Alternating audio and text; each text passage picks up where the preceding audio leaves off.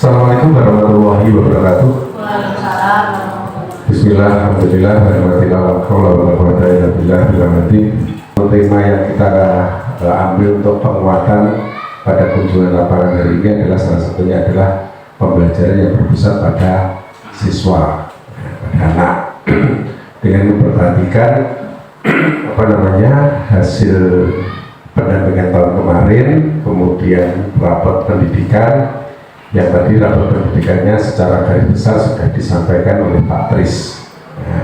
Dan rapor pendidikan itu ada 3 yang tadi yang perlu mendapatkan perhatian, yaitu yang pertama terkait dengan kualitas pembelajaran, kemudian iklim keamanan sekolah sama kepemimpinan sekolah Pak Tris ya tadi ya. Itu.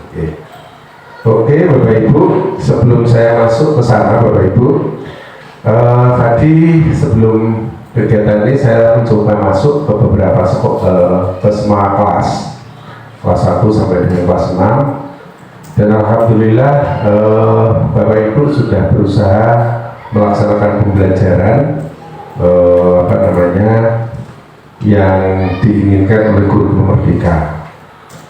Tapi yang terpenting Bapak Ibu, saya harapkan kegiatan-kegiatan seperti itu, seperti tadi kelas 1 ya, kegiatan kelas 1, kegiatan kelasnya Pak Mardi, maupun yang lain Bapak Ibu, yang betul-betul mengaktifkan siswa bahwa pembelajaran itu memang kita berpusat pada siswa. Itu tidak hanya terjadi pada saat kunjungan lapangan atau saat Pak Lauri selaku pengawas supervisi ke sini, atau pada saat Pak Tris itu melakukan supervisi ya, observasi penilaian kinerja. Itu bukan, saya berharap tidak hanya itu Bapak Ibu. Memang itu rutin panjenengan lakukan setiap hari, setiap saat ketika panjenengan melaksanakan pembelajaran. Perlu saya tekankan Bapak Ibu bahwa di sini ini adalah sekolah penggerak. Itu tidak hanya menyangkut kepala sekolahnya dan 2 guru komite pembelajaran, tapi yang namanya sekolah penggerak itu ya semua warga sekolah yang ada di SD Pumpungan 2 ini. Jadi tidak hanya Bu Lutfi dan Bu Rini saja, tetapi ya termasuk Pak Mardi, Bu Anita, yang lain juga seperti itu terlibat di dalamnya. Oleh karena itu maka di sekolah penggerak ini selain ada komunitas belajar antar sekolah atau komunitas belajar daring, juga ada komunitas belajar dalam sekolah. Nah, disitulah Bapak Ibu terjadi pengimbasan yang dilakukan oleh kepala sekolah, pengawas, dan guru komite pembelajaran kepada teman-teman yang lain. Sehingga walaupun teman-teman yang lain itu misalnya nggak pernah dapat kesempatan untuk mengikuti lokakarya, tidak pernah mengikuti pendampingan yang lain dari fasilitator, tetapi panjenengan semua mendapatkan hal yang sama itu saat berada di komunitas belajar dalam sekolah. Jadi keberhasilan program sekolah penggerak di SD Pumpungan ini bukan tanggung jawab pengawas, kepala sekolah, dan 2 guru KP saja, tetapi memang ini tanggung jawab semua guru yang ada di lembaga ini. Terus selanjutnya Bapak Ibu, terkait dengan ini tadi beberapa hal,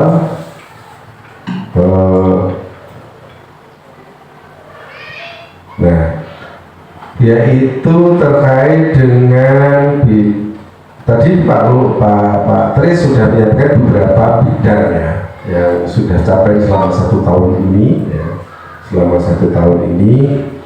Nah, tadi ada beberapa hal yang perlu saya tekankan Bapak Ibu. Pertama terkait bidang UKS, yaitu pembiasaan hidup bersih dan sehat. Saya tadi nginguk ke kantin Bapak Ibu ya. Kebetulan sekolah ini juga saya masih ingat adalah bagian dari sekolah Adiwiyata. Nah, salah satunya sekolah Adiwiyata dan sekolah sehat itu adalah sekolah itu menghindari sampah plastik. Nah, oleh karena itu monggo nanti Pak Tris dikondisikan kantin itu untuk menghindari jajanan-jajanan yang sekiranya itu bisa menghasilkan sampah plastik. Nah, karena memang pada prinsipnya kan satu sekolah sehat dan kedua sekolah adiwiyata itu kan jajanannya yang disediakan itu memang harus makanan yang sehat tuh, dan tidak mengandung pengawet. Oleh karena itu tolong Pak Tris nanti juga kerjasama dengan puskesmas untuk melakukan uji bahan makanan yang dijual di mana, di kantin ya itu. Jadi nanti apakah makanan itu aman bagi anak-anak atau tidak, jangan sampai nanti kita sebagai salah satu sekolah bergerak justru makanan yang disediakan itu tidak aman bagi kesehatan anak-anak. Kemudian terkait dengan yang tadi rapor pendidikan Pak Tris, tadi Pak Tris menyampaikan bahwa di rapor pendidikan terkait dengan rokok itu nilainya rendah, kemudian masih terjadi pelecehan seksual. Ini berarti 2 tahun belum 3 tahun Pak Tris ya, belum teratasi pelecehan seksual. Karena ketika saya jadi pengawas di sini itu sudah muncul ini ya. Terus yang ketiga adalah kesetaraan gender. Memang Bapak Ibu, untuk rokok, kemudian pelecehan seksual, kemudian kesetaraan gender itu adalah bagian dari penciptaan iklim lingkungan belajar. Nah, iklim lingkungan belajar, dan itu untuk mengukurnya melalui survei lingkungan belajar setelah anak-anak selesai mengerjakan soal AKM. Dan kemarin kebetulan ketika saya mengikuti pelatihan rapor pendidikan itu salah satunya yang jadi diskusi yang hangat Bapak Ibu terkait itu ya. Karena banyak sekolah yang komplain di situ tidak terjadi pelecehan seksual, di situ tidak ada warga sekolah yang merokok, tapi ternyata raportnya masih merah. Salah satunya Bapak Ibu ternyata itu disinyalir terjadi miss antara pertanyaan dengan pemahaman siswa. Salah satunya pertanyaan ya pelecehan seksual itu kan ada satu pertanyaan saya ingat itu dibuka di situ adalah apakah kamu pernah dipegang oleh lawan jenis? Nah, padahal di sini artinya dipegang pertanyaan itu adalah dipegang pada bagian-bagian tubuh tertentu. Tetapi siswa itu khususnya SD itu dipegang temannya seperti ini yang lawan jenis itu, iya, itu. Jadi salah satunya itu. Nah, kalau Pak Marti pegang Bu Lutfi beda lagi ya. Saling Pak, saling ya, malah bukan bullying ya itu, saling membutuhkan. Aman mendekat terus Pak. Tapi itu tadi Bapak Ibu, karena anak-anak biasa loh dipegang temannya lawan jenis itu kan biasa. Artinya pegang bukan dalam arti negatif, pegang karena ya entah iya bermain itu kan biasa. Tapi anak-anak berpikirnya seperti itu pertanyaannya. Padahal yang dimaksud yang membuat pertanyaan itu yang dipegang itu adalah bagian-bagian yang tertentu yang sensitif gitu. Kemudian ada lagi yang terkait rokok. Nah, rokok itu ada pertanyaan seperti ini. Apakah kamu pernah melihat orang merokok di sekitarmu? Nah, mungkin di sekolah dia tidak pernah melihat, tetapi di luar sekolah dia pernah melihat, entah tetangganya, entah siapa itu atau bapaknya itu. Nah itu. Jadi ini antara pembuat soal dengan yang ditangkap anak itu berbeda itu. Oleh karena itu Bapak Ibu ketika itu mungkin pada saat anak-anak memberikan mengisi survei itu diberi pengertiannya ya. Bukan kita mengarahkan ke jawaban siswa, bukan, tetapi yang dimaksud itu loh seperti ini pertanyaan itu, mungkin seperti itu yang bisa dilakukan. Jadi memang ada beberapa pertanyaan-pertanyaan itu yang yang dimaksud keinginan pembuat pertanyaan dengan yang menjawab membaca itu terjadi miss, ya, terjadi miss, berbeda itu. Ini. Oke, itu baik Bapak Ibu. Selanjutnya saya ingin memberikan penguatan. Setelah itu nanti kita diskusi ya, diskusi bareng apa yang sudah kita lakukan di lembaga ini. Tapi sebelum kita masuk ke diskusi, izinkan saya memberikan refresh terkait dengan tema yang sudah kita sepakati, topik yang sudah kita sepakati, yaitu pembelajaran yang berpusat pada siswa atau pada murid. Sebenarnya antara pembelajaran yang berpusat pada siswa dan pembelajaran berdiferensiasi itu beririsan Bapak Ibu ya, beririsan, dekat itu, saling terkait Bapak Ibu ya. Oke, nah kita untuk mendesain pembelajaran yang berpusat pada siswa itu Bapak Ibu ya. Pertama itu kita harus menyadari bahwa siswa kita itu beragam Bapak Ibu, bukan berbeda ya, beragam. Nah, ini ibaratnya kalau di dalam hutan itu di situ juga komunitasnya, ekosistemnya juga beragam. Di situ ada gajah, ada orang hutan, ada burung, ada burung merak, ada ikan dan lain sebagainya, ada tanamannya. Itu keberagaman yang ada di hutan. Tetapi di dunia pendidikan kita, Bapak Ibu, keberagaman itu bukan dilihat dari macam-macam siswanya. Misalnya di situ ada siswa, kita melihatnya dari siswanya Bapak Ibu ya, bukan dari macam-macamnya itu, bukan. Sehingga siswanya itu dari apa? Dari perbedaan pertama kita melihatnya adalah dari perbedaan ras. Ras itu adalah keturunan. Kalau di sini mungkin tidak seberapa Bapak Ibu karena mayoritas itu keturunan Melayu di sini, orang Jawa ya.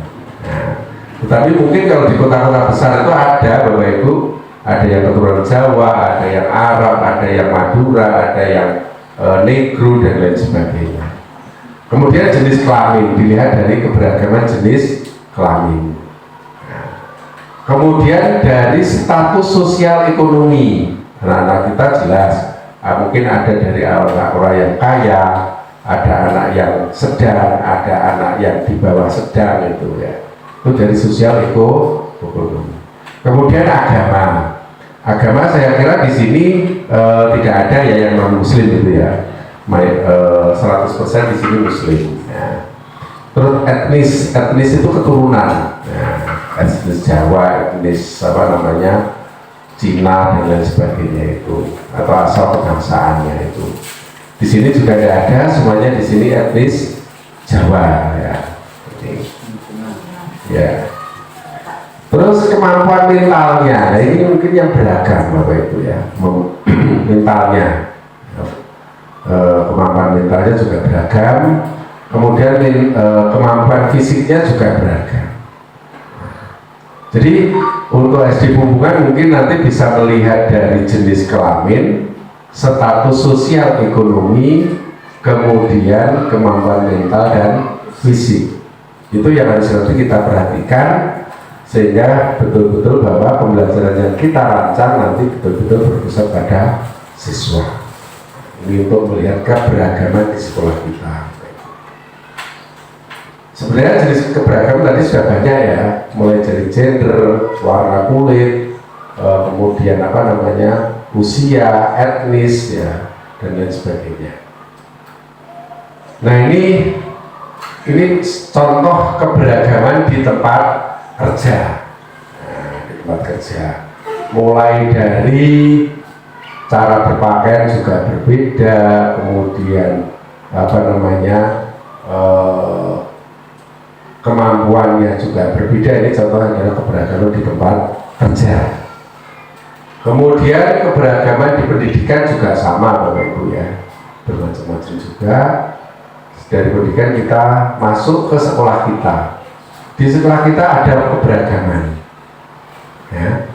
Itu mulai kelas 1 sampai dengan kelas 6. Keberagaman apa saja? Ya tadi berdasarkan jenis kelamin, sosial ekonomi, kemudian ya kemampuan mental, kemampuan fisik anak ya. Ini keberagaman di sekolah, berarti itu mencakup kelas 1 sampai dengan kelas 6. Kemudian ada lagi keberagaman di kelas, ini yang lebih menyempit lagi, berarti di kelas kita masing-masing. Mungkin kalau di sini tidak ada ya, mungkin ada yang disabilitas, ada yang tubuhnya kecil, ada yang tinggi, ada yang perempuan, ada yang laki-laki, macam-macam. Terus ini Bapak Ibu, dari sini Bapak Ibu kita coba lihat video ini Bapak Ibu ya. Video yang pertama, kita coba lihat video yang pertama Bapak Ibu.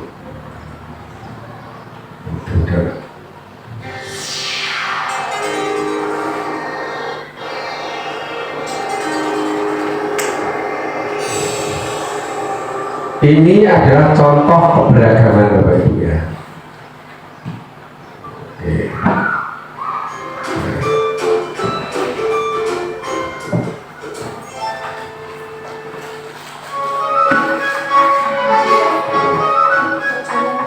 Hutan adalah salah satu tempat hidup beraneka ragam hewan dan makhluk hidup lainnya.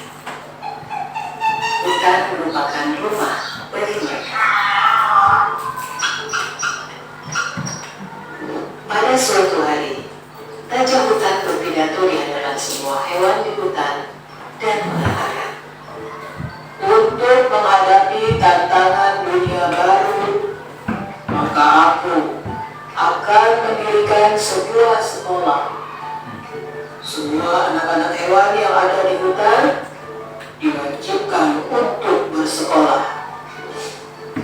Tanggapan masyarakat hutan setelah mendengar perintah Jadi Bapak Ibu, ketika kita nanti memperhatikan video ini, kita bayangkan seolah-olah nanti ini kita tarik ke sekolah kita Bapak Ibu ya, ke sekolah kita. Ini kan hanya berupa perumpamaan Bapak Ibu ya, tapi itu mirip dengan yang terjadi di sekolah kita.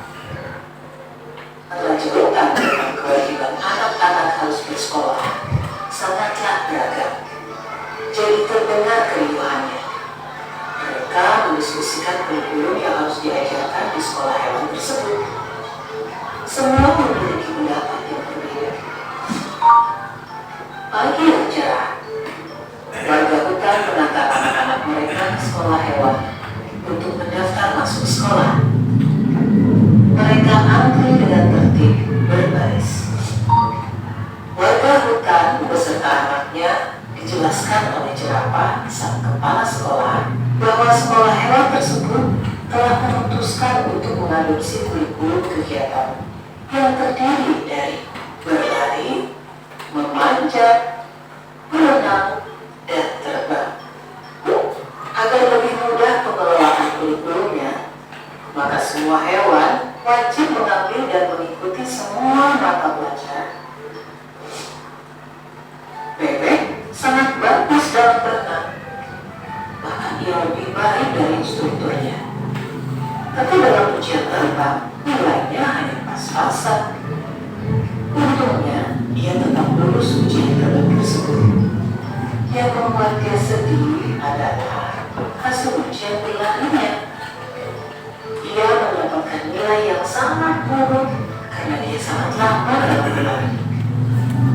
Padahal, Bebek sudah berusaha dengan sangat keras. Dia harus tinggal di sekolah setelah sekolah usai untuk latihan berlari ini. Dia bahkan juga terpaksa meninggalkan mobilnya berenang untuk mulai jam latihan berlarinya. Dia berlatih sangat keras hingga selaput kakinya robek. Akibatnya, ia pun tidak bisa menunjukkan hasil yang baik bahkan dalam ujian renang karena masalah dengan kakinya tersebut. Bebek pun gagal di ujian berlari dan hanya mendapat nilai rata-rata dalam ujian berenang. Bebek sedih sekali mendapat nilai rata-rata. Tapi di sekolah tidak ada yang peduli dengan kesedihannya. Menurut guru-gurunya, nilai rata-rata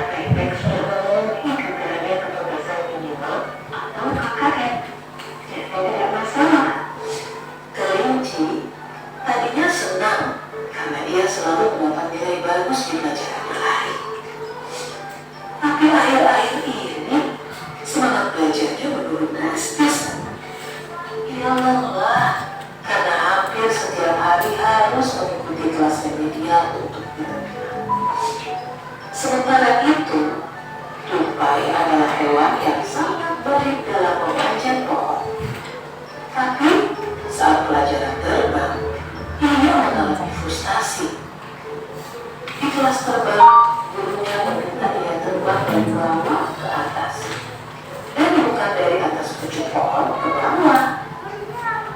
Karena diforsir, ia kelelahan. Tupai pun mengalami kekalahan.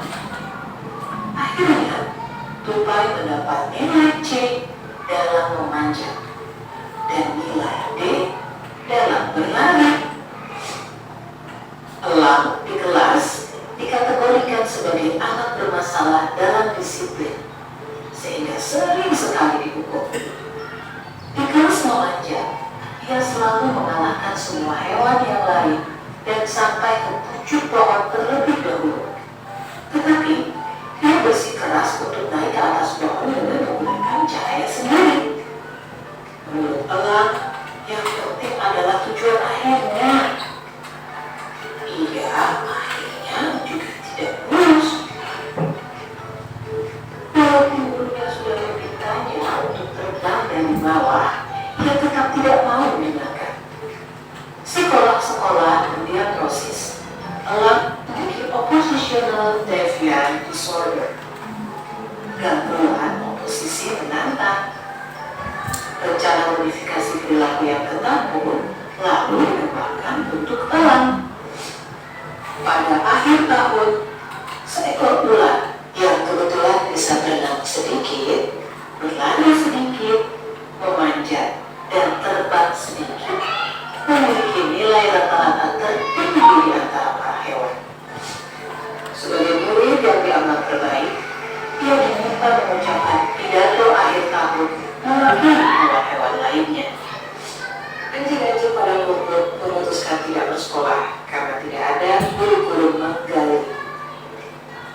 Para orang tua anjing kemudian lebih memilih mengirimkan anak-anaknya untuk magang kepada pusat, sambil terus mengkritisi kebijakan sekolah hewan.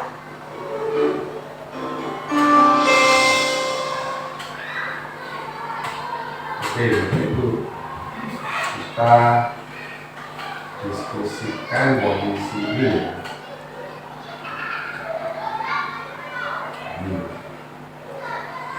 Tadi kita sudah sudah melihat video bersama. Itu kondisinya sebenarnya tidak jauh berbeda dengan sekolah kita, itu ya.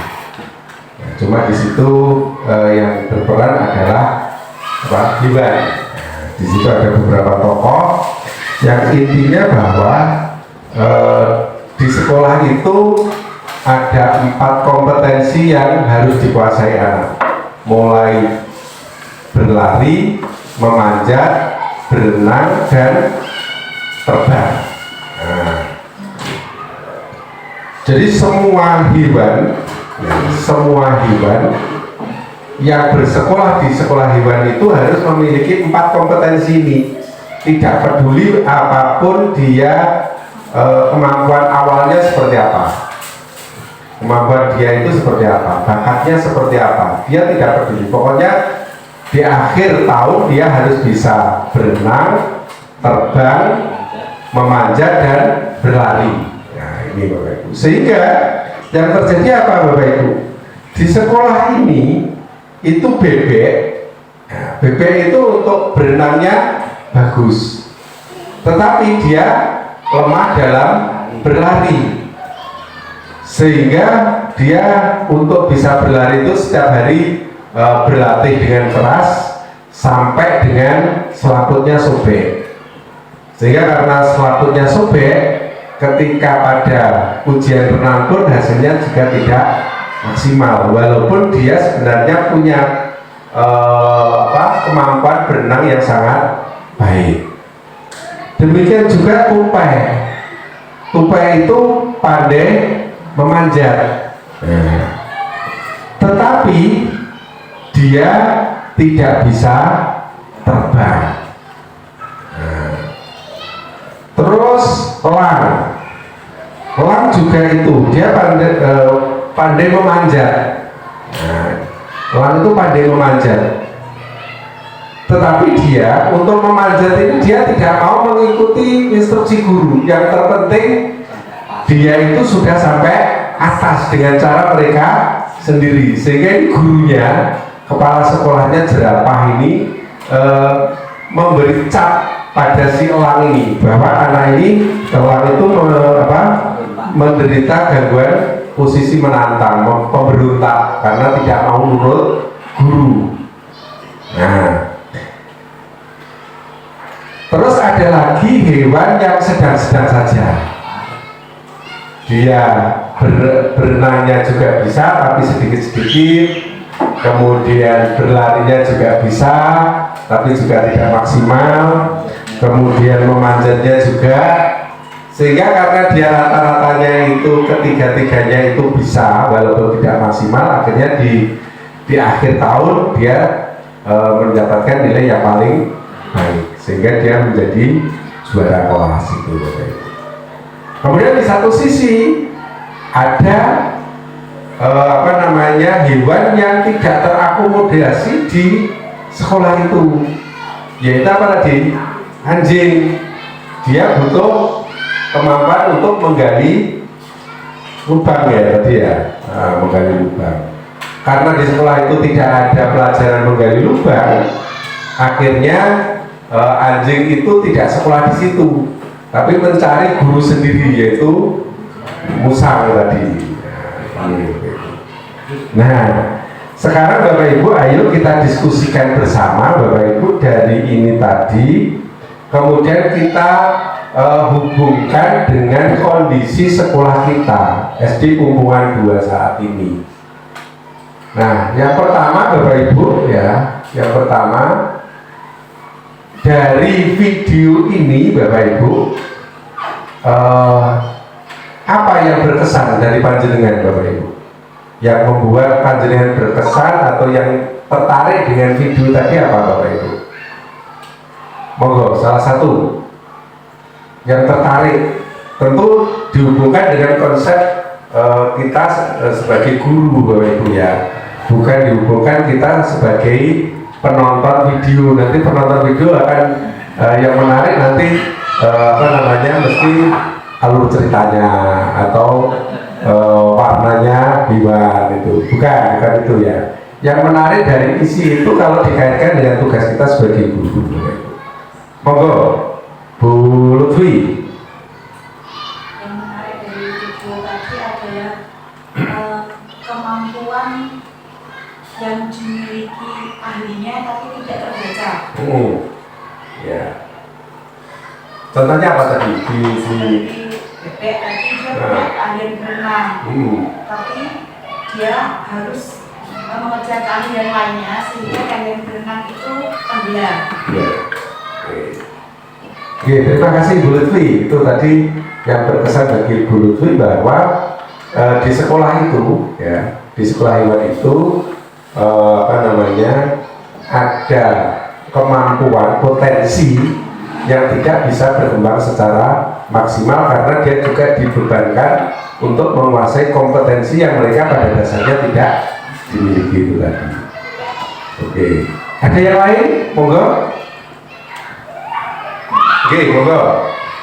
Ini Di sekolah hewan tadi terdapat peserta didik yang beragam potensinya, tetapi gurunya itu tidak melihat bakat dan minat dari para peserta didiknya,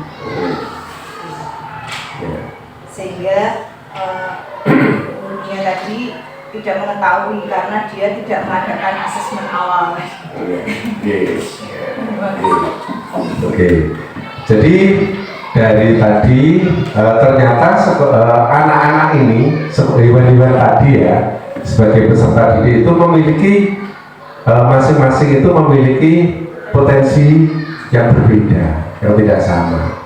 Tetapi guru di situ menyamakan, semuanya harus bisa, ya. Semuanya harus bisa. Walaupun dia tidak punya potensi berlari, dia dipaksa harus bisa berlari. Dia tidak punya potensi untuk berenang, dia dipaksa untuk berenang. Sehingga mengakibatkan ini potensi yang sesungguhnya yang dimiliki oleh anak itu tidak bisa berkembang. Karena hal ini bisa terjadi menurut Bu Rini tadi bahwa guru tidak melakukan asesmen awal. Oke. Terus selanjutnya, nah dari sini Bapak Ibu ya, dari sini kita tahu dari sekolah hewan tadi itu ada jenis keberagaman siswa atau murid serta kebutuhannya. Nah, ini Bapak Ibu. Apa yang Bapak Ibu temukan dari keberagaman tadi Bapak Ibu? Monggo Bu Anita mungkin. Dari keberagaman tadi dan kebutuhannya itu mungkin berbeda. Ada elang, ada ular, ada apa namanya tadi, bebek, ada tupai dan lain sebagainya. Keberagamannya di mana Bu itu? Keberagaman murid yang berbeda Bapak. Seperti kayak diterapkan di kelas, misalkan diferensiasi itu kan ada auditori, kinestetik, dan audio dan visual. Yang kinestetik kan dengan berproses ya. Kemudian yang visual dengan cara anak itu melihat sesuatu. Kemudian yang auditori anak mendengarkan ceramah dari guru. Kemudian dari video tadi, kebetulan itu tadi kan kinestetik semua yang mulai berlari, kemudian ya. Itu keberagamannya di mana itu? Sama-sama kinestetik itu, sama. Berlari juga bergerak, berenang juga bergerak, memanjat juga bergerak. Guru harus mengetahui bakat minat peserta didik tersebut. Oke. Mungkin yang lain, yang sebelah sini, Bu siapa ini? Bu Neti. Sama Bu Dian, mungkin ada sesuatu Bu Neti sama Bu Dian yang bisa panjenengan lihat dari keberagaman murid dari video tadi, keberagamannya di mana? Sama-sama itu tadi gaya belajarnya kinestetik semua, cuma kan ada keberagamannya di situ. Gimana Bu Dian? Untuk bebek tadi benar. Hewan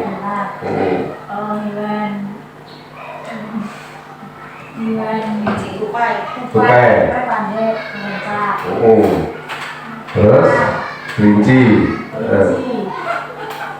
berlari. Ular pandai. Jadi gini, oke, terima kasih Bu Dian. Jadi di sini keberagaman itu tadi dari sana itu bahwa ternyata keberagaman itu berangkat dari potensi yang pertama ras itu tadi ya, ras keturunan. Yang kedua adalah berangkat dari potensi awal, potensi awal yang dimiliki oleh masing-masing siswanya. Yang bebek punya potensi awal yaitu berenang. Berarti kebutuhannya dia tidak perlu diajari tidak harus dipaksa bisa memanjat atau berlari ya. Kemudian yang berikutnya tadi kelinci kan berlari, potensi awalnya dia tidak bisa dipaksa harus pandai berenang. Termasuk elang ya, elang pandai memanjat, tetapi tidak sesuai dengan instruksi guru. Nah, kita mungkin juga menemukan Bapak Ibu siswa kita itu seperti itu. Katakanlah dia diminta untuk misalnya membaca atau kalau membaca tidak kelihatan ya, katakanlah untuk menyelesaikan soal tertentu, soal matematika, misalnya perkalian, dia mungkin tidak sama dengan caranya panjenengan itu, dengan cara yang kita ajarkan. Dia punya cara tersendiri. Yang terpenting bahwa hasil akhir itu sama. Nah, tetapi kadang-kadang guru itu kalau tidak tidak sesuai dengan cara yang diajarkan itu tidak mau gurunya. Bahwa siswa kalau itu menggunakan cara sendiri itu dianggap siswa itu carpe diem gitu. Nah ini ada, itu dicerminkan di orang tadi Bapak Ibu.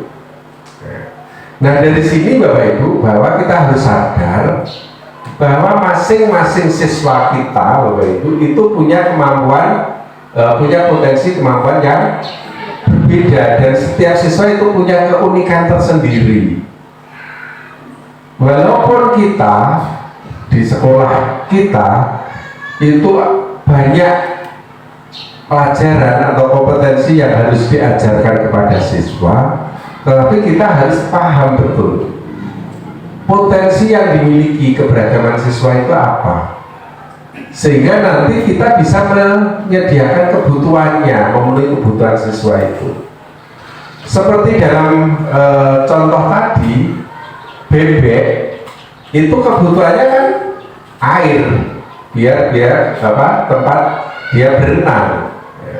Kebutuhannya itu bagaimana dia punya potensi berenang itu, dia bisa berenang dengan baik. Demikian juga yang lain. Nah kalau kita tidak memahami keberagaman ini Bapak Ibu, utamanya adalah potensi awal siswa, itu apa yang terjadi? Yaitu kita memaksakan bahwa siswa itu harus melakukan sesuai dengan keinginan kita. Seperti contohnya adalah BP tadi, dia tidak punya kemampuan untuk berlari cepat, tapi dipaksakan harus berlari, sehingga BP ini berlatih keras sampai selaputnya sobek. Karena selaputnya sobek, akhirnya ketika untuk berenang dia juga tidak maksimal karena dalam kondisi sakit. Demikian juga ini Bapak Ibu, siswa kita itu dimungkinkan juga mengalami hal itu. Dia itu pandai dalam katakanlah seni, tetapi karena di dalam pembelajaran sehari-hari itu dia tidak mendapatkan fasilitas untuk mengembangkan kemampuan itu, guru tidak memfasilitasi agar siswa itu bisa mengembangkan potensi seninya, bahkan siswa ini dipaksa untuk bisa menguasai mata pelajaran berhitung, sehingga apa yang terjadi? Di berhitungnya tidak bisa berkembang secara maksimal, di potensi mereka sendiri yaitu di seninya juga tidak bisa berkembang secara maksimal. Ini jadi kita sebagai guru harus paham betul Bapak Ibu ini terkait keberagaman kemampuan siswa dan kebutuhannya. Kebutuhan ini adalah kebutuhan untuk mengembangkan potensinya. Maka tadi sudah disinggung oleh Bu Rini bahwa guru itu sebelum pembelajaran itu harus melakukan asesmen awal. Asesmen awal itu tidak berupa tes tulis, tidak harus berupa tes tulis. Bisa berupa pengamatan, bisa berupa wawancara, bisa berupa tanya kepada guru sebelumnya. Itu adalah bagian dari tes awal, asesmen awal. Dari situ akhirnya panjenengan bisa memetakan, panjenengan bisa memetakan. Siswa ini potensi awalnya seperti ini, yang siswa ini seperti ini. Sehingga nanti panjenengan bisa memberikan dalam pembelajarannya itu bisa memfasilitasi sesuai kebutuhan mereka. Dan yang terpenting Bapak Ibu, dalam menyediakan kebutuhan belajar siswa itu tidak mesti sesuai gaya belajar. Gaya belajar itu hanya bagian kecil untuk dasar kita melakukan memenuhi kebutuhan belajar siswa itu. Yang terpenting justru di kemampuan awal siswa itu, Bapak Ibu. Di kemampuan awal siswa itu, sehingga nanti dalam memenuhi kebutuhan itu kita mengenal yaitu pembelajaran terdiferensiasi itu. Jadi antara pembelajaran yang berpusat pada siswa sesuai kebutuhan siswa dengan pembelajaran terdiferensiasi itu sangat erat, Bapak Ibu.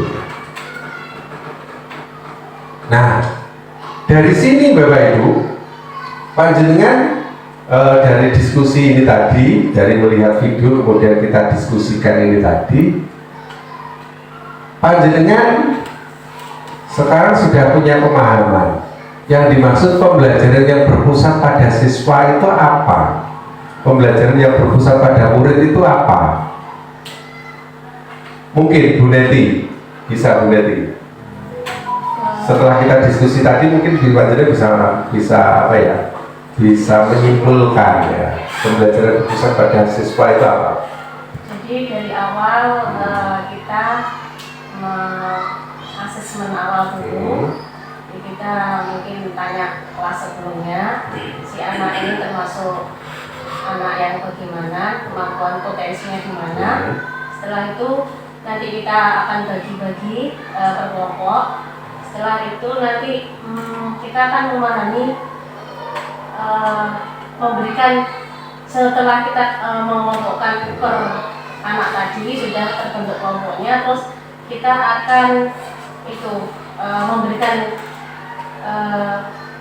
pendapat si anak, memberikan kesempatan mungkin si anak kemampuan kepengennya pembelajarannya bagaimana. Setelah itu kita sebagai guru akan melakukan pembelajaran. Oke. Jadi intinya gini Bapak Ibu ya, betul yang disampaikan Bu Neti, bahwa intinya pembelajaran yang berpusat pada siswa itu bahwa pembelajaran itu yang dilakukan oleh guru itu sesuai dengan kebutuhan dan potensi siswa untuk bisa berkembang secara maksimal. Seperti tadi di contoh tadi, berarti itu tadi untuk siswa yang punya potensi berenang, berarti ya guru memfasilitasi siswa untuk bisa berenang. Untuk memanjat berarti guru memfasilitasi bagaimana kemampuan memanjat siswa itu bisa berkembang dengan maksimal. Nah, lalu bagaimana kalau kita tarik di sini dengan kondisi real di sekolah kita? Saya ambil contoh bahwa di kelas kita itu ada misalnya mata pelajaran bahasa Indonesia. Kompetensinya adalah memahami teks cerita. Nah, di sini Bapak Ibu, dalam pembelajaran yang berpusat pada siswa tidak mesti panjenengan harus membentuk 3 kelompok siswa yang audiovisual, kinestetik dan tidak harus itu Bapak Ibu. Mungkin kalau panjenengan seperti itu akan kesulitan dalam menyiapkan LK-nya. Maka panjenengan lakukan asesmen awalnya Bapak Ibu.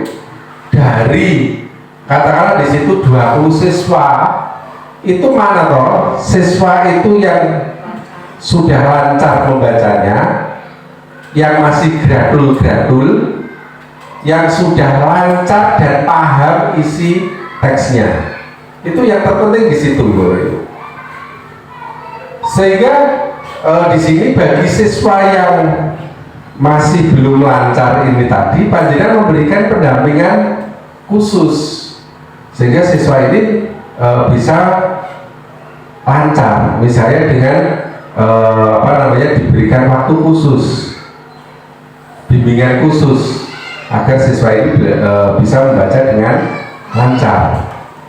Bisa juga dengan memanfaatkan temannya untuk mendampingi tutor sebaya. Kemudian bagi anak yang sudah lancar tapi belum memahami teks dengan tepat, itu dia juga dibiasakan untuk ini memahami kalimat yang dibaca. Kemudian untuk anak yang sudah paham dan isi teksnya dia juga sudah bisa menangkap, itu mungkin diberi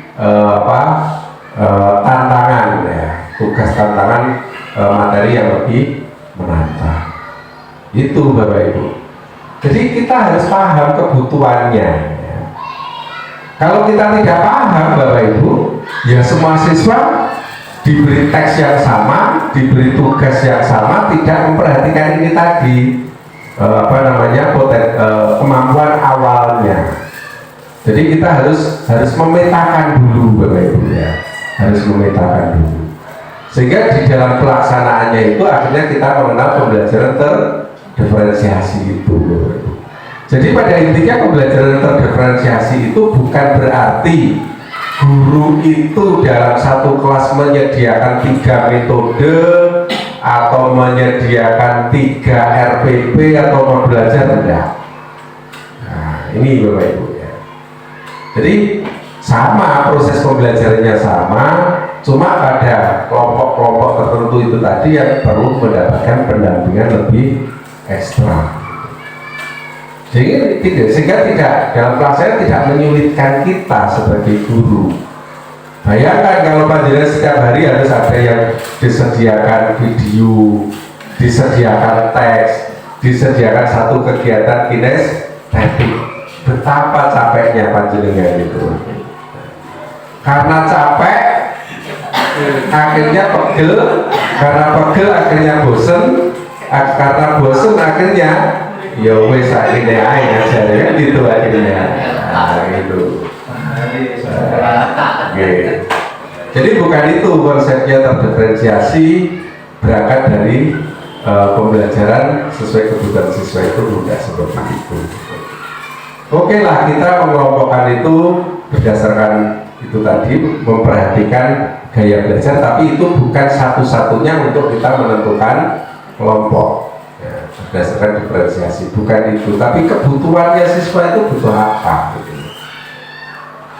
Berarti yang kurang ini, yang kurang belum membaca, belum lancar ini kan berarti butuh dia agar membacanya lancar dulu. Ini yang dimaksud sesuai kebutuhan itu. Oke, saya ambil contoh lagi di pembelajaran matematika. Nah, di pembelajaran matematika, Bapak Ibu, misalnya terkait dengan bangun ruang, Pak Marti guru kelas 6 mau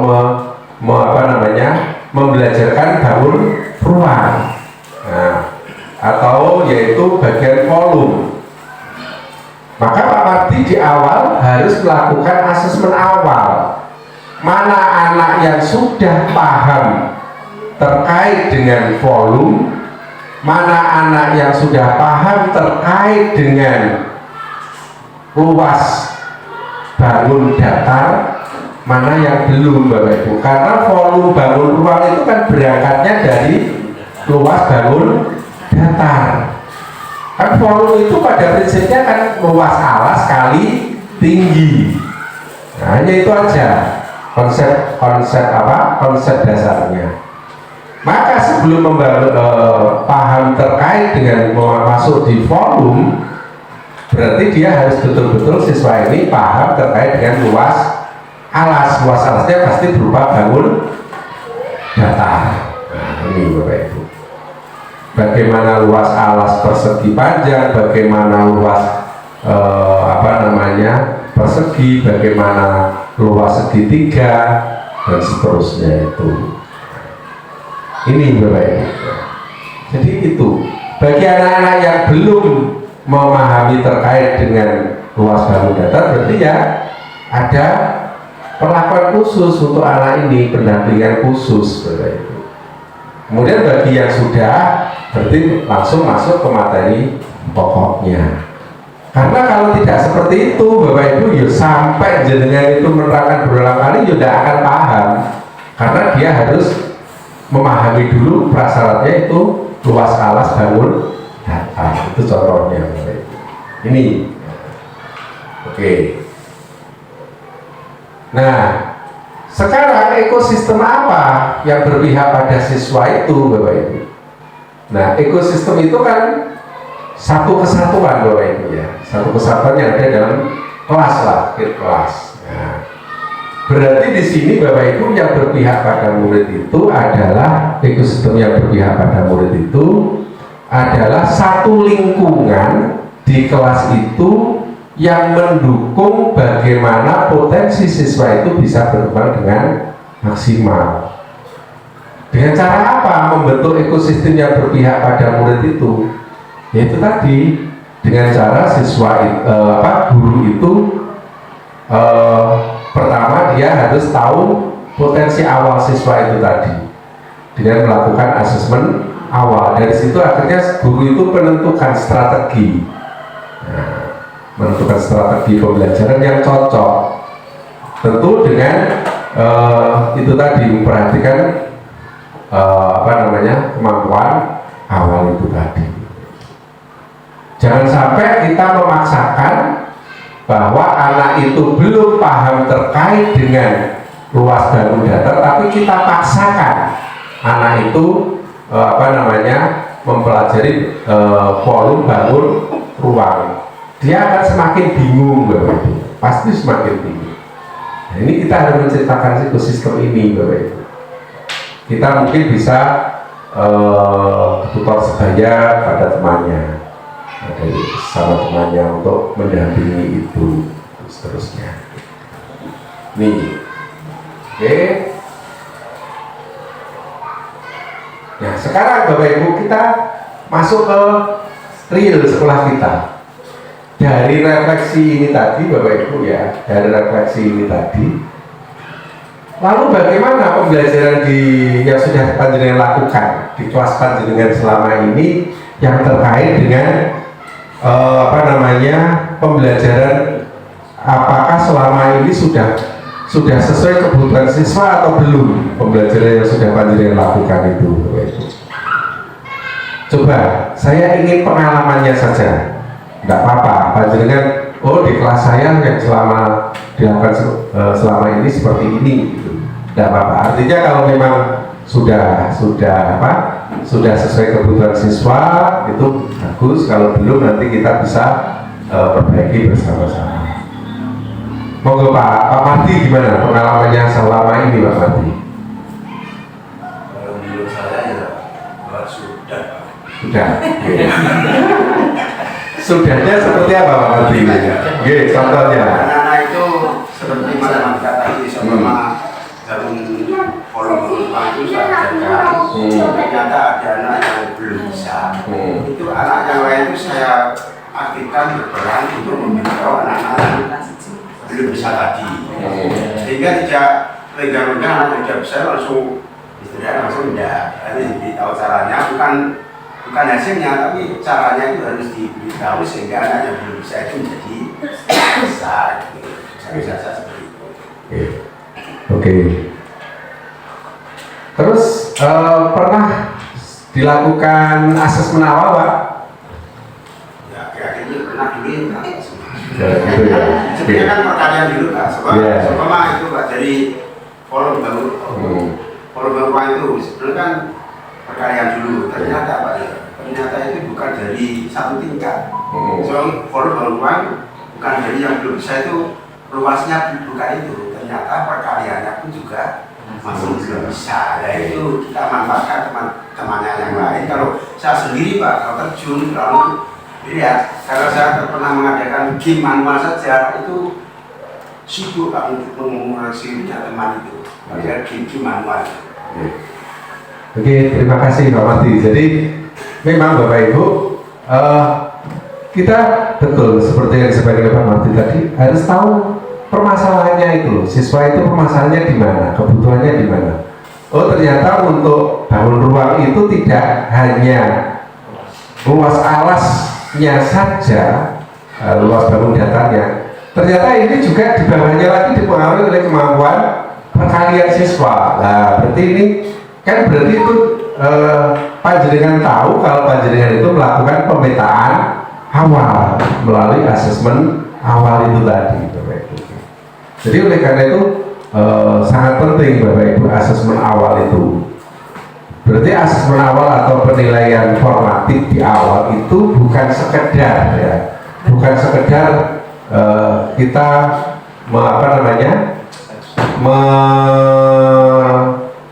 menggugurkan kewajiban. Ya, biar nanti kalau di observasi Pak Tris, oh gurunya sudah melakukan asesmen awal, bukan. Tetapi yang terpenting ini fungsinya ini betul-betul berfungsi, betul Bapak Ibu. Oke, terima kasih Pak Mardi. Terus yang kedua, dari yang sudah panjenengan lakukan, ya, dari prinsip pembelajaran yang berpusat pada siswa tadi, apa yang masih perlu dikembangkan itu bagian yang mana? Yang masih perlu kita kembangkan itu yang bagian mana? Kan pertama itu kita harus melakukan pemetaan. Ya, pemetaan itu melalui asesmen awal, apakah pengamatan, apa kemudian tanya kepada guru pengajar sebelumnya, ataupun melalui tes awal. Nah, yang perlu panjenengan kembangkan itu di mana? Dari tes awal, kemudian memetakan kebutuhan siswa, kemudian baru merancang pembelajaran sesuai dengan kebutuhan siswa. Yang perlu dikembangkan itu selama ini di mana, Bapak Ibu? Yang perlu dikembangkan di mana itu? Nah, saya ngarani kan gak iso, saya tidak merasakan. Ya. Yang menurut jenengan perlu dikembangkan itu yang mana sekarang? Apa di pemetaannya, apa atau di di asesmen awalnya, apa di penyusunan strateginya, atau di mana? Ini bisa strategi, Pak. Di strateginya ya. Dan pembelajaran yang inovatif. Oke. Berarti nanti salah satunya adalah di strategi pembelajarannya. Bahwa strategi yang kita pilih itu betul-betul memang nanti sesuai kebutuhan siswa itu tadi. Jangan sampai nanti strategi yang kita ambil itu ternyata siswa yang tidak butuh perkalian, tetapi masih panjenengan berikan perkalian. Tetapi sebaliknya siswa yang masih butuh perkalian dasar, tetapi panjenengan tidak berikan kesempatan untuk mengembangkan kemampuan perkalian dasar itu tadi. Lalu bagaimana ekosistem di sekolah Bapak Ibu? Apa yang sudah sesuai dengan prinsip ekosistem yang berpihak pada murid, dan apa yang perlu dikembangkan? Nah ini mungkin Pak Tris, gimana Pak Tris ini ekosistem menurut pengamatan panjenengan? Panjenengan kan selama ini sudah supervisi ke teman-teman di kelas-kelas. Nah, ekosistem yang sudah berpihak pada murid yang sudah terjadi di SD Pumpungan ini apa Pak Tris? Ya, beberapa. Yang pertama itu kita mengembangkan sesuai dengan kemampuan. Tapi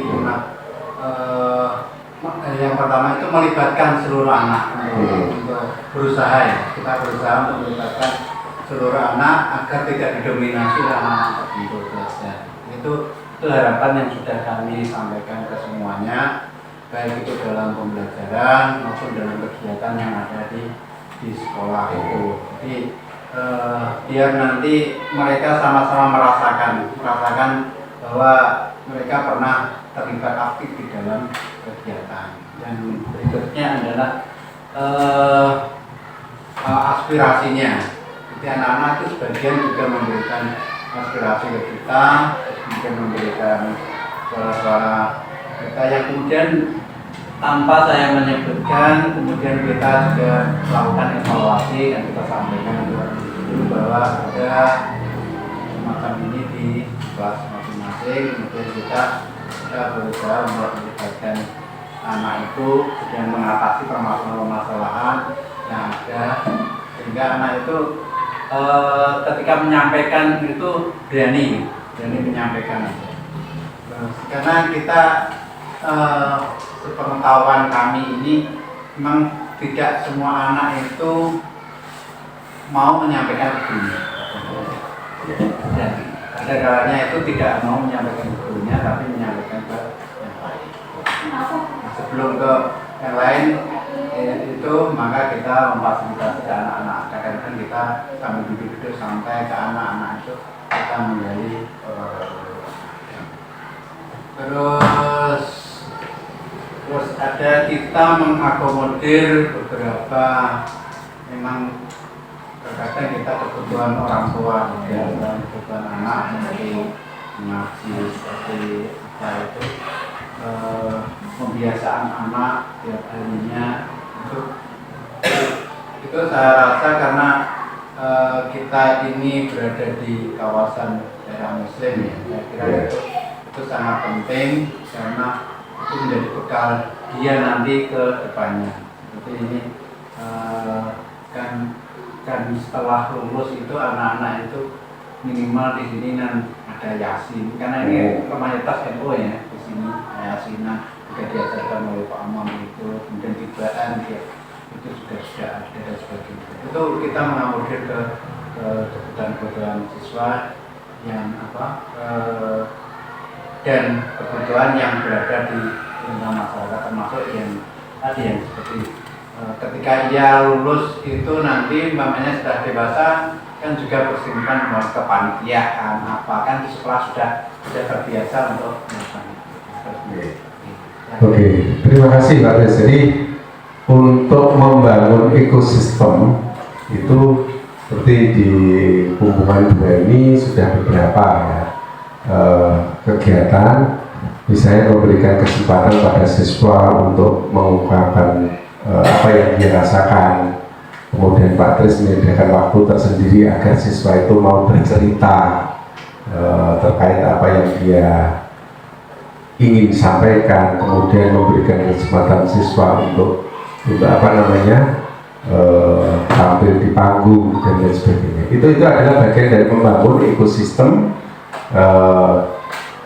yang berpusat pada siswa sesuai kebutuhan siswa ini. Jadi oleh karena itu Bapak Ibu yang perlu kita perhatikan nanti adalah ekosistem yang kita sediakan, yang kita bangun itu betul-betul harus mendukung pada kebutuhan siswa untuk belajar mengembangkan potensinya itu bisa berkembang secara maksimal itu Bapak Ibu.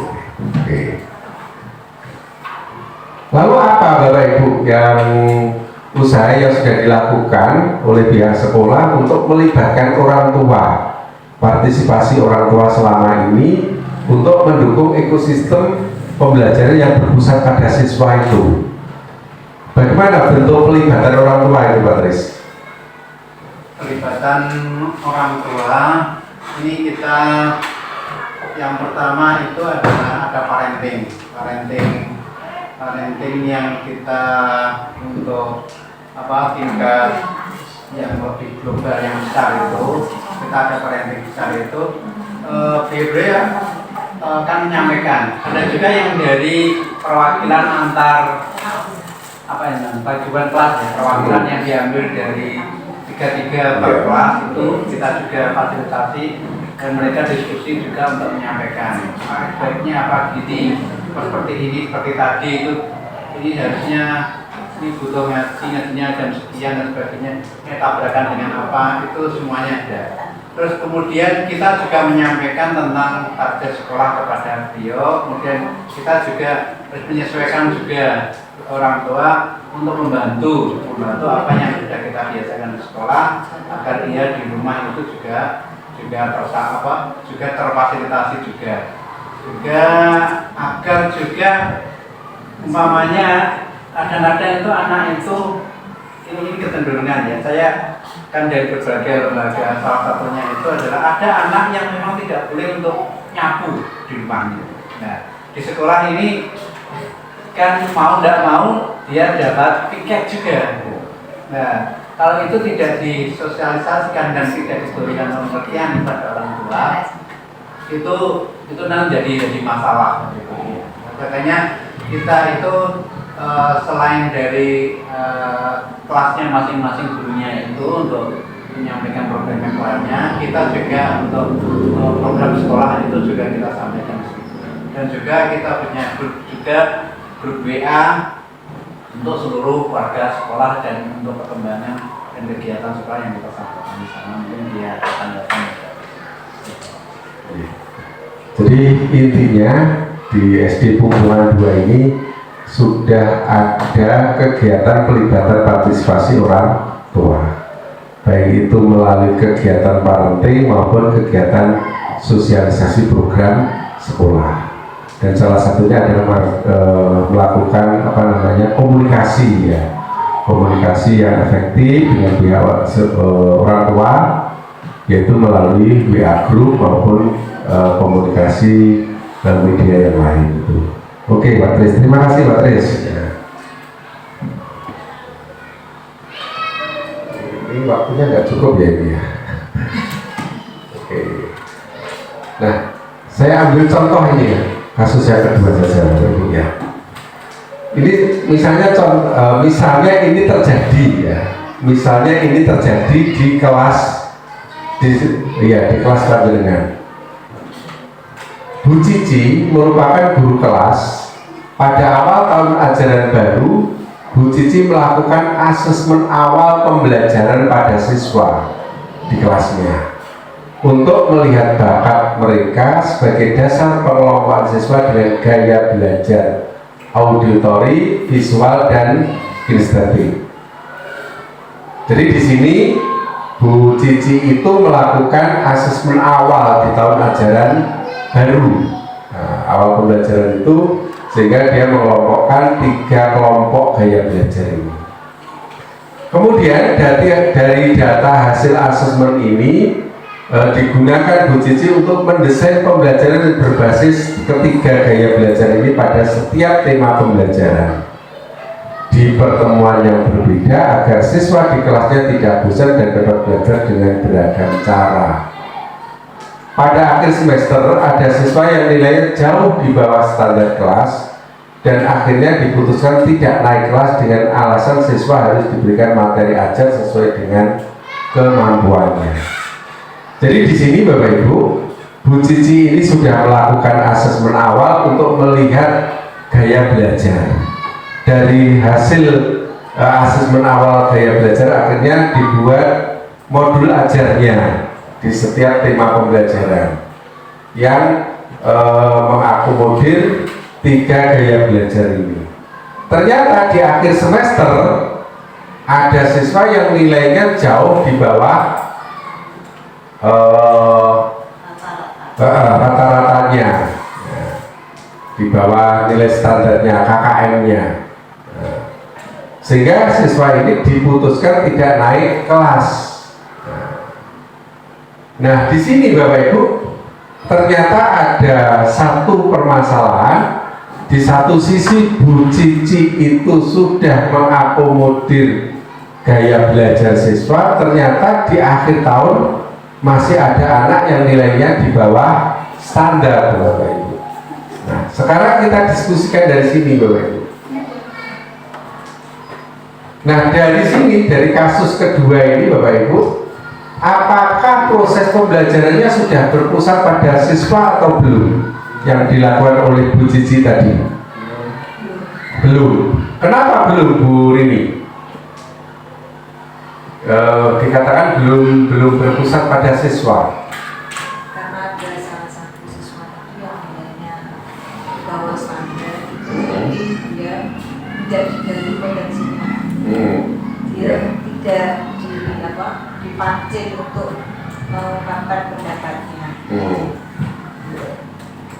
Ya, jadi menurut analisis Bu Rini bahwa betul Bu Cici ini sudah melakukan asesmen awal, tetapi asesmen awalnya baru sebatas pada gaya belajar.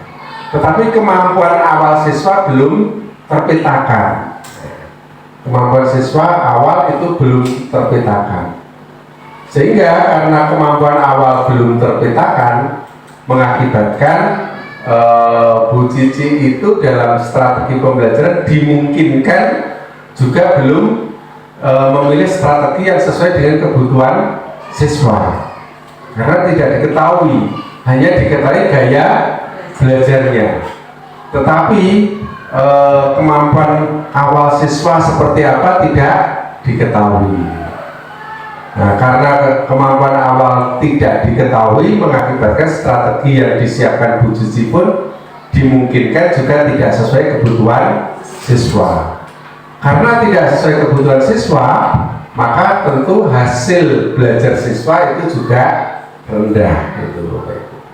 Di sana analisisnya. Nah, lalu bagaimana untuk menciptakan pembelajaran yang berpusat pada siswa yang dapat dilakukan oleh guru itu? Langkah-langkahnya apa untuk itu Bapak Ibu? Pertama apa Bapak Ibu? Selain menentukan gaya, melihat gaya belajar itu, yang kedua adalah apa? Yang terpenting kemampuan tentang kognitifnya, bisa menulis, kemudian juga yang kedua adalah kecenderungan belajarnya. Makanya dia suka mungkin menggambar, suka menyanyi, suka olahraga, suka. Kemudian kalau pembelajaran di kelas itu namanya kecenderungan itu adalah dia itu sukanya membuat sketsa atau seperti itu. Jadi betul Pak Tris. Jadi untuk menciptakan pembelajaran yang berpusat pada siswa itu, langkah-langkah yang dilakukan itu pertama adalah pemetaan tadi yang terpenting. Pemetaan potensi awal atau kemampuan awal siswa itu sampai di mana. Kemudian mungkin bisa juga mempertimbangkan gaya belajar. Dari situ kemudian siswa memilih strategi pembelajaran yang sesuai dengan kebutuhan. Apakah pakai proyek, apakah pakai penemuan, apakah pakai berbasis masalah atau strategi yang lain. Cuma Bapak Ibu, ketika mungkin kita secara teori itu gampang Bapak Ibu, tapi prakteknya mungkin panjenengan perlu Bapak tantangan, banyak tantangan. Nah, tantangannya apa Bapak Ibu untuk itu Bapak Ibu? Yang biasa jenengan rasakan itu untuk mewujudkan pembelajaran yang berpusat pada siswa dengan langkah-langkah seperti itu tadi, tantangan panjenengan itu apa yang selama ini panjenengan rasakan?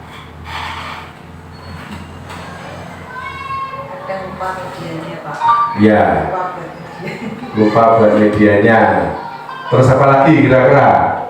Jadi membutuhkan waktu tertentu untuk menyiapkan media. Terus selain itu apa lagi kira-kira tantangannya? Perhatian dan dukungan. Perhatian dan dukungan dari siapa Bu? Dari kepala sekolah. Iya, bisa juga ya. Jadi perlu dukungan, perhatian dan dukungan Pak Tris nanti teman-teman itu. Sehingga bisa, artinya dukungan itu bukan berupa materi saja ya. Ketika teman-teman itu kesulitan, kepala sekolah itu bisa memberikan solusinya, termasuk pengawasnya Pak Lauri. Jadi dukungan di sini itu bukan berarti butuh apa terus diberikan, itu bukan itu. Ya. Jadi itu. Ya semangat. Ya. Jadi banyak memang tantangannya, dan yang tidak kalah penting Bapak Ibu untuk menyusun strategi itu Bapak Ibu dalam satu proses pembelajaran itu jadi pasti butuh waktu yang lebih Bapak Ibu, butuh waktu yang lebih, dan itu yang selama ini banyak menjadi kendala dan tantangan Bapak Ibu dulu. Misalnya besok mau melaksanakan pembelajaran itu, hari ini harus merancang khusus, nanti nanti langkah pertama ini, kedua ini, jadi butuh waktu. Maka untuk ini, kalau itu permasalahannya Bapak Ibu, bisa panjenengan diskusikan di komunitas belajar dalam sekolah. Jadi di Kombel itu salah satunya ini Bapak Ibu, ya, mendiskusikan kesulitan-kesulitan panjenengan ketika akan melakukan pembelajaran itu. Strategi apa nanti, langkah-langkah pembelajarannya seperti apa itu. Jadi tantangan ini nanti bisa panjenengan selesaikan di komunitas belajar. Di situ ada kepala sekolah, ada guru yang lain. Nah dari situ nanti didiskusikan. Gitu, Bapak Ibu. Ini. Oke. Nah sekarang Bapak Ibu dari sini tadi ya. Nah, refleksi apa Bapak Ibu yang kita refleksikan ya? Sekarang Bapak Ibu mengapa Bapak Ibu ya? Tadi panjenengan sudah bisa diberikan ilustrasi video. Kemudian kita kaitkan masuk ke kondisi real di SD Pumbungan 2 ini. Kemudian sekarang kita refleksikan. Mengapa toh proses pembelajaran itu perlu dirancang itu berpusat pada siswa itu Bapak Ibu? Kenapa? Kok tidak harus pokoknya semuanya sama, punya standar yang sama, siji diulang pembagian yang sama, atau satu diajar terkait dengan sifat-sifat bangun ruang, semuanya sifat-sifat bangun ruang dengan cara yang sama. Kenapa itu harus dirancang berpusat pada siswa itu? Kenapa? Betul. Jadi ini untuk agar pembelajaran itu sesuai dengan kebutuhan siswa. Oke. Dari proses pembelajaran yang sudah dilakukan, menurut Bapak Ibu apa saja peran guru sebagai pemimpin pembelajaran? Peran panjenengan itu apa Bapak Ibu dalam mewujudkan pembelajaran yang berpusat pada siswa itu? Panjenengan memfasilitasi. Betul. Jadi panjenengan memfasilitasi sebenarnya itu ya, sebagai fasilitator itu ya. Jadi panjenengan itu bukan pentransfer ilmu, tapi panjenengan itu memfasilitasi bagaimana siswa itu agar bisa belajar gitu. Jadi bukan mentransfer ilmu. Kalau mentransfer ilmu itu ya ilmu yang panjenengan berikan langsung diceramahkan itu, panjenengan sebagai pemberi informasi. Tetapi di sini panjenengan sebagai fasilitator, memberdayakan itu, memberdayakan. Sehingga di sini banyak terjadi diskusi Bapak Ibu itu. Kemudian yang ketiga, dari proses pembelajaran yang sudah dilakukan, menurut Bapak Ibu apa saja peran pengawas sebagai supervisor dan kepala sekolah sebagai pemimpin pembelajaran? Nah, perannya pengawas sebagai supervisor dan kepala sekolah sebagai pemimpin pembelajaran itu untuk proses pembelajaran itu apa Bapak Ibu? Apa hanya sebagai pengamat dan menilai saja? Atau yang bagaimana menurut panjenengan itu? Gimana Bu? Gimana? Motivasi. Iya. Motivasi dan membimbing. Oke, jadi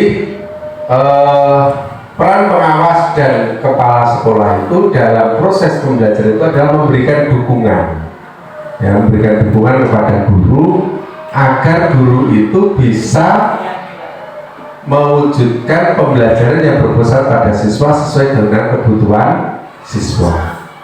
Dukungan itu banyak Bapak Ibu, ya, berupa motivasi, bisa berupa penghargaan pada panjenengan, bisa berupa panjenengan ketika menemui kesulitan memberikan jalan keluarnya atau solusinya, itu adalah bentuk dukungan. Mengapa Bapak Ibu kita perlu mewujudkan ekosistem pendidikan yang berpusat pada siswa itu, yang berpihak pada siswa itu? Dari tadi kita bisa mengambil ilustrasi dari video tadi Bapak Ibu. Di situ akhirnya bebek mestinya berenangnya pinter, akhirnya sobek dan bisa berenang dengan maksimal. Kemudian elang dicap anak pembangkang, ya. Itu. Nah, apa ini? Perlunya ekosistem pendidikan yang berpihak pada murid itu. Tujuannya apa itu? Kenapa kita perlu mewujudkan itu? Tujuan pendidikan tercapai, yang pada muaranya akan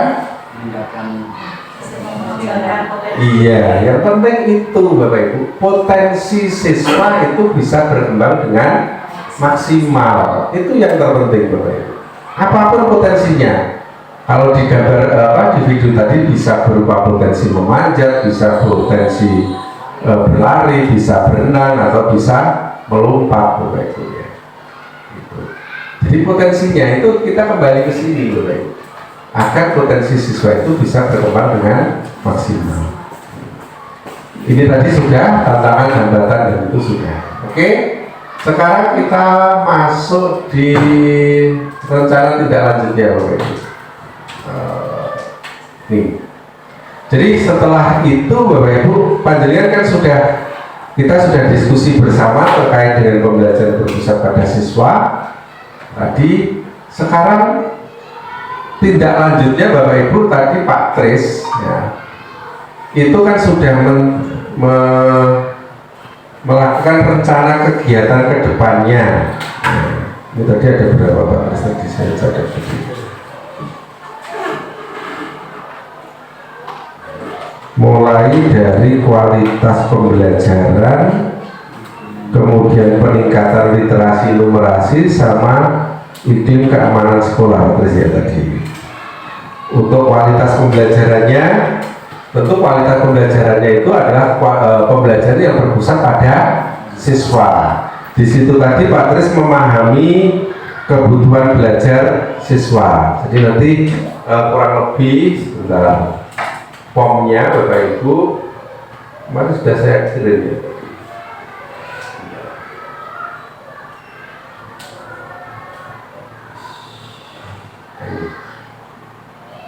Formnya ini Bapak Ibu ya. Jadi dari kegiatan itu Bapak Ibu, misalnya untuk kegiatan memahami kebutuhan belajar siswa, tadi kan Pak Tris sudah betul ya. Maka strategi agar guru-guru itu memahami kebutuhan belajar siswa itu melalui apa misalnya? Misalnya melalui komunitas belajar dalam sekolah. Di situ penanggung jawabnya siapa? Dalam kegiatan komunitas belajar itu yang bertanggung jawab. Sehingga kemarin form yang saya bagi itu kemarin kan saya modifikasi sedikit gitu ya. Karena di sini ada permasalahannya itu, permasalahannya di sini, sehingga lebih mudah ya, tidak apa-apa.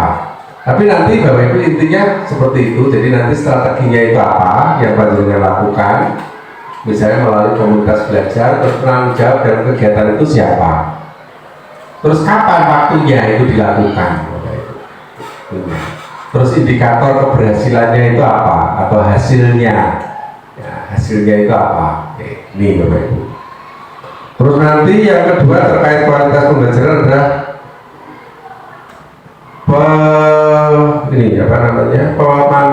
penggunaan metodologi pembelajaran yang sesuai.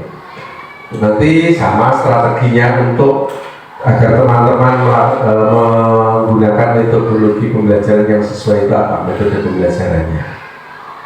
Terus menerapkan pembelajaran yang menyenangkan, itu nanti strateginya seperti apa, terus penanggung jawabnya siapa, estimasi waktunya kapan gitu ya. Terus refleksi pembelajaran. Nah ini Bapak Ibu, terkait dengan refleksi pembelajaran Bapak Ibu, ini perlu saya sampaikan juga. Tolong Pak Tris nanti buat itu aja Pak Tris, biar teman-teman itu jadi panjenengan buat aja jurnal refleksi Bapak Ibu. Jurnal refleksi itu formnya tidak baku. Misalnya hari tanggal, misalnya aja ya, nomor hari tanggal mapelnya apa, terus TP-nya apa, nah, terus hasil refleksinya apa, wes gitu aja, singkat gitu aja ya. Artinya itu secara administrasi tidak membebani teman-teman guru. Misalnya hari ini hari Selasa 10 September 2024, mata pelajarannya IPAS, kemudian TP-nya apa. Dari situ setelah kegiatan pembelajaran itu hasil refleksinya apa? Yang sudah berhasil dilakukan apa? Yang belum berhasil dilakukan apa? Kemudian nanti tindak lanjut yang akan dilakukan oleh guru itu apa? Nah, pakai jurnal itu saja itu artinya apa? Dengan jurnal itu paling tidak teman-teman itu ingat bahwa setiap selesai pembelajaran itu melakukan refleksi. Kadang-kadang kalau kita tidak menulis itu kan lupa. Nah, tapi ya itu bukan tujuannya ini untuk apa namanya, untuk menambah beban administrasi guru, enggak, hanya untuk ini loh, memberi apa ya, memberi pancingan pada teman-teman guru untuk melakukan refleksi. Dan refleksi ini diisi setiap selesai pembelajaran. Jangan hari ini melaksanakan pembelajaran nggak diisi, nanti isinya setu kesali Bapak Ibu. Jangan lupa, pasti lupa itu Bapak Ibu ya, pasti lupa.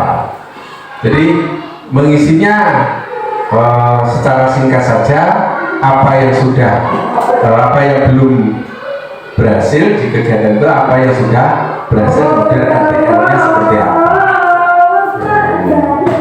Sehingga kalau itu bisa dilakukan, ya, itu fungsinya nanti di pembelajaran berikutnya itu teman-teman bisa memperbaiki strateginya. Kan sudah tahu, oh yang belum berhasil ini. Nah, nanti ke depan itu yang dilakukan ini kan sudah ada. Dan itu memang harus betul-betul dilakukan berdasarkan apa yang terjadi di kelas, Bapak Ibu. Jangan ngarang, kalau ngarang juga nggak apa namanya, nggak berfungsi lagi jurnal itu. Itu. Dan nanti demikian juga seterusnya tadi ya, kegiatan itu tadi sesuai dengan temanya yang kita pilih bersama. Saya kira itu Pak Tris ya, nanti di RTL-nya Pak Tris ya. Teleponnya Oh di link itu ya, karena itu apa namanya, sebisa mungkin segera seminggu nanti didiskusikan. Ya, pakai itu sudah saya modifikasi sedikit karena pokok permasalahannya itu apa kan saya nambah itu. Sehingga nanti apa namanya, seminggu saya kira sudah bisa Pak Tris ya. Karena nanti kalau jenengan mundur, nanti jenengan ketabrak lokal. oh iya. Iya, nanti lokal mesti ada RTL-nya juga. Nanti apa? Dan pastikan nanti untuk RTL itu betul-betul bisa dilakukan, bukan di dalam apa namanya, di dalam bayangan ya, bukan di dalam bayangan, tapi memang betul-betul dilakukan, yang bisa dilakukan. Walaupun itu tidak besar tapi sedikit kecil tapi bisa dilakukan. Oke, gitu Pak Tris ya. Ada pertanyaan Bapak Ibu dari sini? Monggo kalau ada pertanyaan. Karena waktunya kayaknya anak-anak sudah mulai apa? Sholat dulu berjamaah. Kalau memang tidak ada Bapak Ibu, sementara dari saya akhiri sekian saja, dan terima kasih Bapak Ibu atas kebersamaannya dalam kegiatan kunjungan lapangan ini. Dan yang terpenting Bapak Ibu, panjenengan kalau ada sesuatu tidak perlu menunggu ketemu saya kunjungan lapangan seperti ini. Kita kan punya grup itu, di grup WA satu wilayah dengan saya. Sampaikan di situ, kita diskusi di situ ya, tidak apa-apa. Kita manfaatkan grup WA itu. Jadi kalau ada sesuatu tidak perlu menunggu ketika ketemu saya ya. Kalau ketemu secara langsung baik daring maupun luring itu kan terjadwal itu. Tapi kalau di grup itu kan setiap saat bisa, setiap saat bisa. Kita diskusi di sana. Oke. Saya kira itu Bapak Ibu yang dapat saya sampaikan, dan sekaligus saya mohon maaf mungkin selama kedatangan saya mulai pagi tadi sampai siang hari ini ada beberapa hal yang kurang berkenan di hati panjenengan. Sekaligus nanti setelah kegiatan ini selesai, kami berdua dengan beliaunya Pak Ardi mohon pamit dari hadapan panjenengan. Mohon doanya mudah-mudahan perjalanan kami dari sini sampai ke rumah kami berdua nanti selalu diberikan perlindungan dan keselamatan dari Allah SWT. Demikian, terima kasih. Ada yang mohon maaf. Akhirul kalam, berkata berhidayah. Wassalamualaikum warahmatullahi wabarakatuh.